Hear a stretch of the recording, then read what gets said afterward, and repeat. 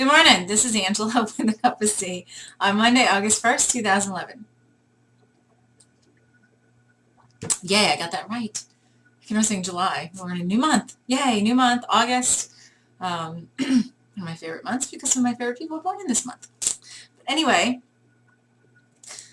moving into today's topic. Here's another one. Now I guess we're coming into a bunch of topics that seem very simple, but they can be very complex and very integrated with many of the other topics we've discussed. So today's topic, as a pet topic of mine, I sort of laughed when it came into me because it has sort of been a theme of one of my biggest learning experiences in this life, and that is stepping in faith and having faith. Not just having faith, but stepping in faith in the way of, I trust that what I laid out in front of me, I trust in my divinity, I trust in my higher self, and I trust in in the all-encompassing, power of the universe, of power of love, of creator, spirit, God, whatever you want to call it. And that I'm a part of that, and that I am a part of this manifesting, and I can create everything around me. Takes on a whole new dimension into having faith, because you're not putting faith actually outside of you, you're actually putting faith in yourself. And ourselves, we are the ones that we tend to trust the least sometimes. I mean, how many times have you said, oh, well, I just don't trust myself with that? I hear it, and I've heard myself say that too. So part of this journey of ours, the spiritual journey to enlightenment, is tapping into ourselves, looking at within as well as without, realizing how everything fits so perfectly in our world because of what we need to experience, what we choose to experience, and in the way that we choose to experience it. And once we can start to take responsibility for all of that, then we can realize that we can trust in ourselves, we can trust in our higher selves. And if we have the right tools, and when we use the right tools for each one of us, and again, I'm going to say this, I can't say this enough, is that everybody has a very individual journey and a very individual path. That is the way we plan this out. So what are great tools for me might not necessarily be great tools for you, or great tools for the next person. So what's really important, though, is that we find the tools that allow us to tap into our higher selves and our inner divinity. And the more we do that, and the more we see things manifest around us as we set them, as we intend them, the more we do that, the more trust we start to have. Now, I can say I am definitely the poster child for trust, for having to learn this experience. And it's been a huge theme of mine going through the last several years of this really active spiritual journey and growth that I've had. But again, as I learned to trust in my own ability, in my own divinity, and my connection with my higher self and with the expanded universe, as I call it, the more I am starting to trust, the more I truly trust that what I manifest will happen, that what I intend will happen, and what I believe will happen. And belief and faith and trust are three very, very, very similar things. And the thing is, many times people will say, I believe something, when they don't really believe it, or they sort of believe it. And it's funny that what I always tell people is important is when you say you believe something, say you believe it, and make sure it comes from the heart. Again, we're back to the heart. We're back to heart-centered living. Not from the head, from the heart. Because if you truly, truly believe something that comes from the heart, then you definitely have that belief, and you can have trust and faith in it. Here's a great thing. It's funny. A friend of mine reminded me of this last week. I did a class a month and a half ago or whatever, on a meditation. And when I set it up, I had set up the whole thing. I said, I'm going to have, 12 people, and it's going to be, everybody is going to be compatible. It's going to be perfect learning tools for everybody, for their highest and best and the most grace and ease and all that kind of stuff.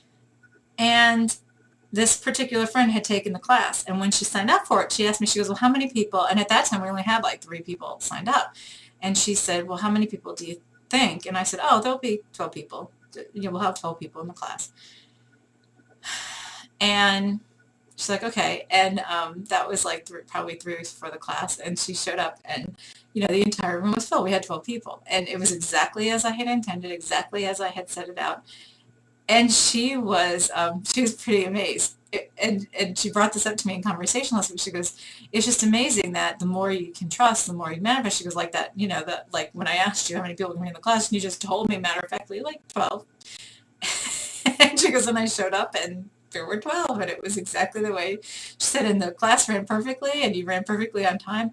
And I said, yeah, and you know what? I got the outline for that class like the day before I was in meditation. So what's the highest and best way of doing this? So I got the outline. I knew exactly what to do. And I did it. So that has taken like serious work and serious practice on my behalf, because I came from a place with very little trust within me. And that's why we're doing a lot of this inner work. We're doing a lot of this clearing, and like I said, tapping into the higher self. The more we clear, again, we go back to the clearing all that negativity, all these things that we've gotten embedded within us over these thousands and thousands of years of practice, of us pounding into our heads that we don't have full empowerment, that we have to give our power to others. Now we're taking the power back, and the more we take the power back, the more we start creating, the more we are going to have trust and have faith and belief within ourselves and with the higher self, with our divinity, and with the divinity in whole. So that is not dependent on any particular religion or any particular practice. It is actually very universal, which I try to cover a lot of these things in a universal fashion. Because we all are one, and we all are taking that path regardless of our individual, perspective, experience, whatever. We're all taking that path up the mountain.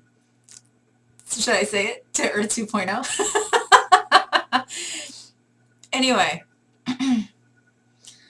so this reinforces a couple of things. It reinforces our clearing out process, our clearing out of all of our doubts, our regrets, our rejections, our resentments, our anxieties, our negativity in any fashion.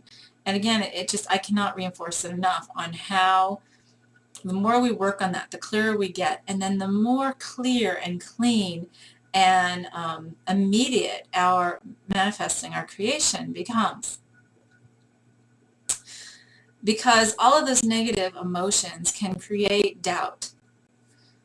And a lot of times it is the ego saying, oh, you can't do this.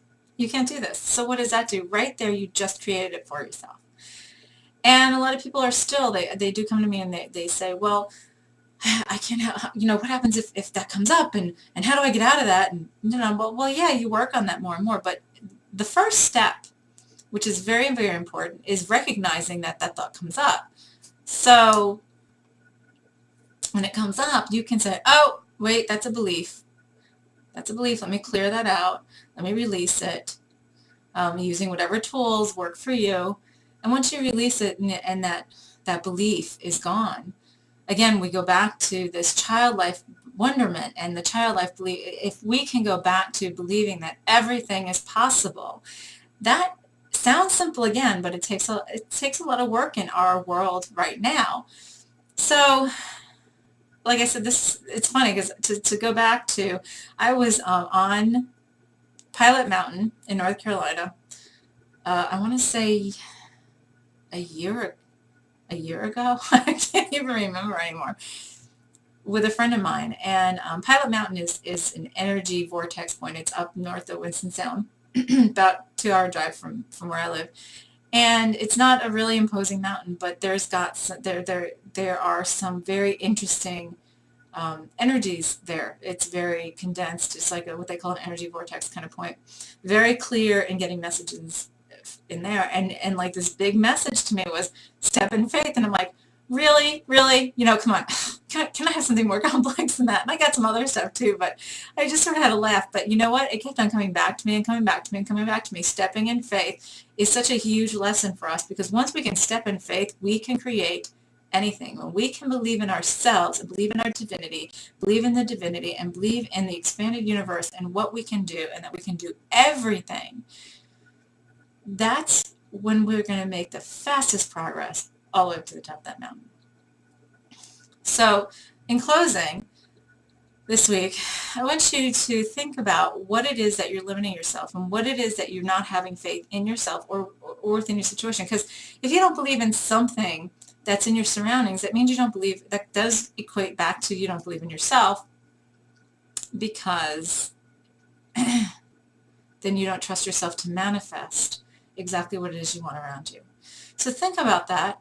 Write down some key things that you say, oh, I don't believe it, or I can't believe I can do this. If you start even feeling that twinge, write it down, consider it, and then look back to what the cause is of that disbelief.